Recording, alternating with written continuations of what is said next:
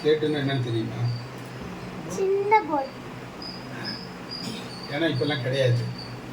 நாங்கள் படிக்கும் போதெல்லாம் 2ஆம் கிளாஸ் வரைக்கும் ஸ்லேட்டு தான், நோட்லாம் கிடையாது. தகரத்தில் ஸ்லேட் இருக்கும், பிளாஸ்டிக்கில் இருக்கும், அப்புறம் கல்லில் இருக்கும்.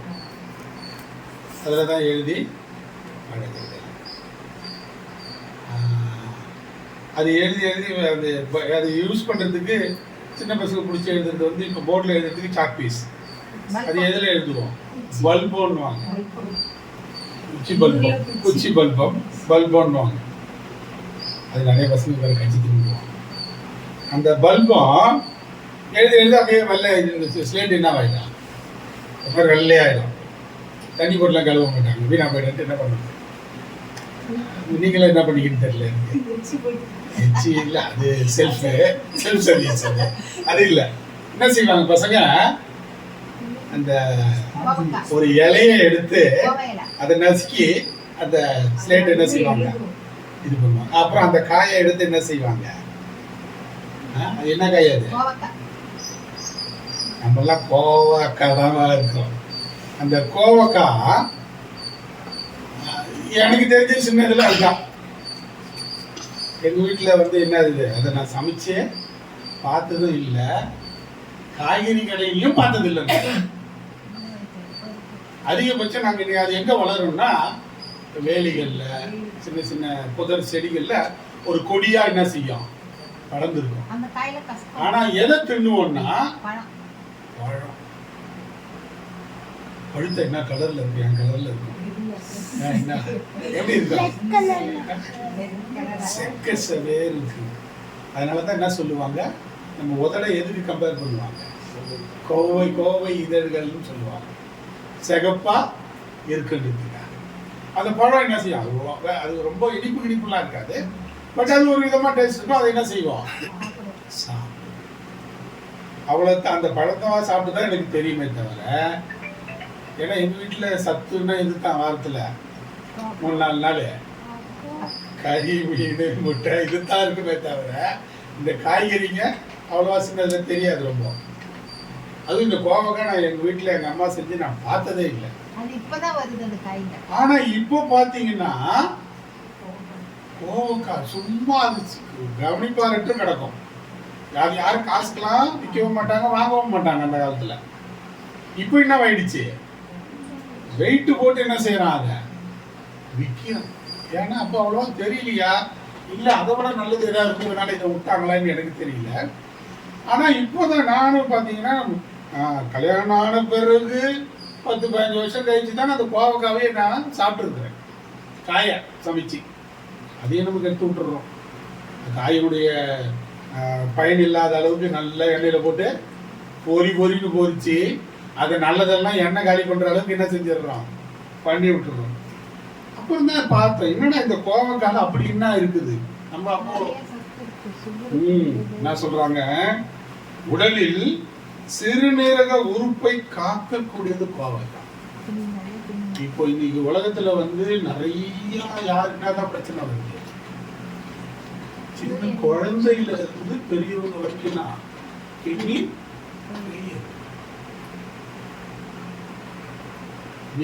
முதல்ல அநேக வீட்டுல என்னதான் ஃபெயிலியரா இருந்துச்சு, இட்லிக்கு தோசைக்கு அரைக்கிற சட்னி தான் ஃபெயிலியரா இருந்துச்சு, நல்லா இருக்காது. இப்போ என்ன ஆயிடுச்சு, கிட்னி ஃபெயிலியர் ஆயிடுச்சு. சர்வசாதாரணமா சொல்றாங்க, ஒரு 2 வயசு 3 வயசு பிள்ளைக்கெல்லாம் டயாலிசிஸ்ன்றாங்க இல்லையா.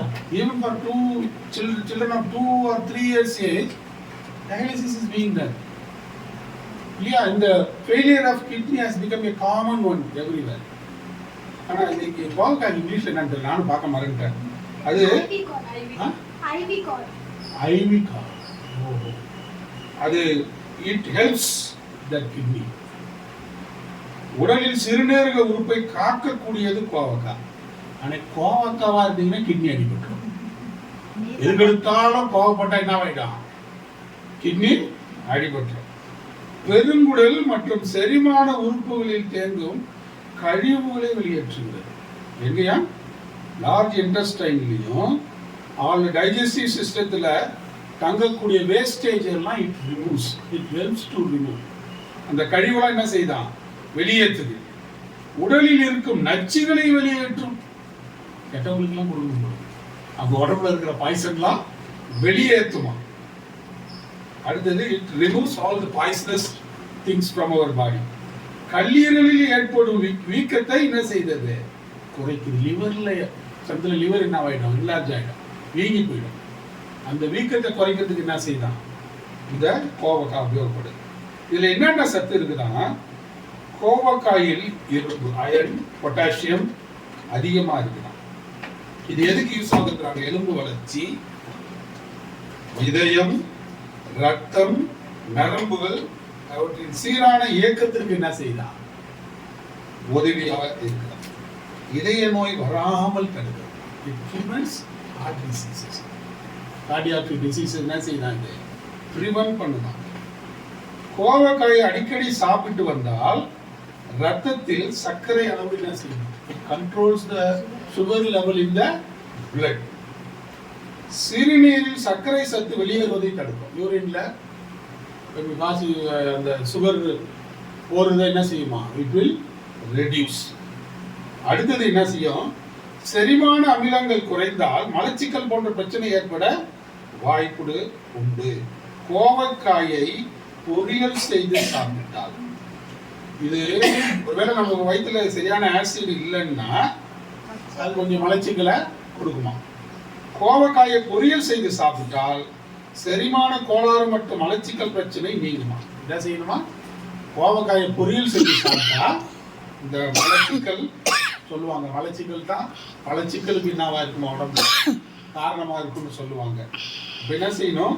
when we have some digestive problems we have to take this vegetable. It removes all this problem. உடல் எடையும் குறையும். என்னைக்குமே இந்த நீர் காய்கறி சாப்பிட்டா என்ன செய்யும்? நம்முடைய பாடி வெயிட் ரெடியூஸ் ஆகும். இதுவும் ஒருவேளை அளவுல சின்னதா இருக்கலாம், ஆனா இதுவும் ஒரு நீர் சத்து நிறைந்த ஒரு காய் என்பதை பார்க்கணும். இதான் யோசித்து எந்த வசனம் எனக்கு ஞாபகம் வந்துச்சுன்னா, வீடு கட்டுகிறவர்கள் ஆகாது என்று தள்ளின கல்லே மூளைக்கு தலைக்கல் ஆன மாதிரி, நாங்கெல்லாம் சின்னதா பெருசா வளர்ற வரைக்கும் சீண்டுவார் இல்லாம இருந்த கோவக்காய் இவ்வளவு. அந்த கோவக்காய் வேற, அந்த கோழிக்காய் வேற.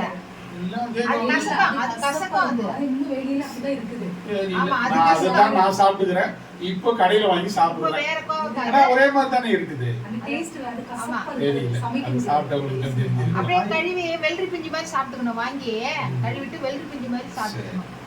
அதனால ஒருவேளை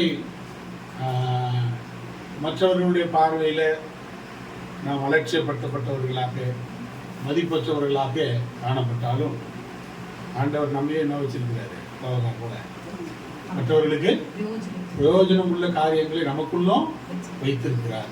அதை அவர்கள் உணரும் போது நம்மள என்ன செய்வாங்க? ஏற்றுக்கொள்வதற்கு வழிகிறது. அதனால no one should feel that they don't have anything at all.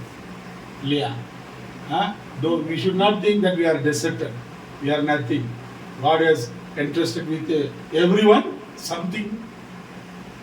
So a day will come when others will recognize our talents or God-given gifts.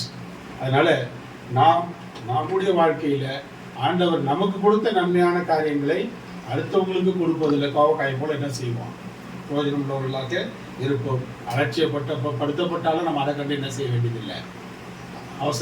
பதட்டப்படவோ அல்லது இன்னைக்கு அப்படிலாம் யோசிக்கிறதுனால என்ன ஆயிடுது? ஸ்ட்ரெஸ்ஸு, ஸ்ட்ரெயின் எல்லாம் வந்து எல்லாருமே டாக்டர் ஆகணும்னு நினைக்கிறாங்க. அப்படி யாருமே பேஷண்ட் ஹாஸ்பிட்டலுக்கு வருது.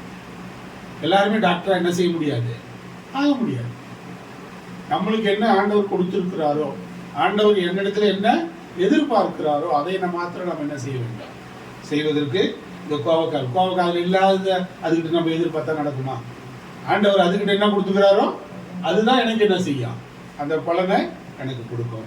அதனால நம்ம அதை உணர்ந்தவர்களாக, ஆண்டவர் எனக்கு என்ன ஒரு ஆசீர்வாதத்தை, என்ன ஒரு நன்மை நிலை வைத்திருக்கிறார் மற்றவர்களுக்கு பிரயோஜனப்படுவதற்காக என்பதை மாத்திரம் நாம் யோசித்தவர்களாக கோவக்காய் போல மற்றவர்களுக்கு பிரயோஜனப்பட தேவன் நம்ம ஒருவருக்கு செய்கிறார்.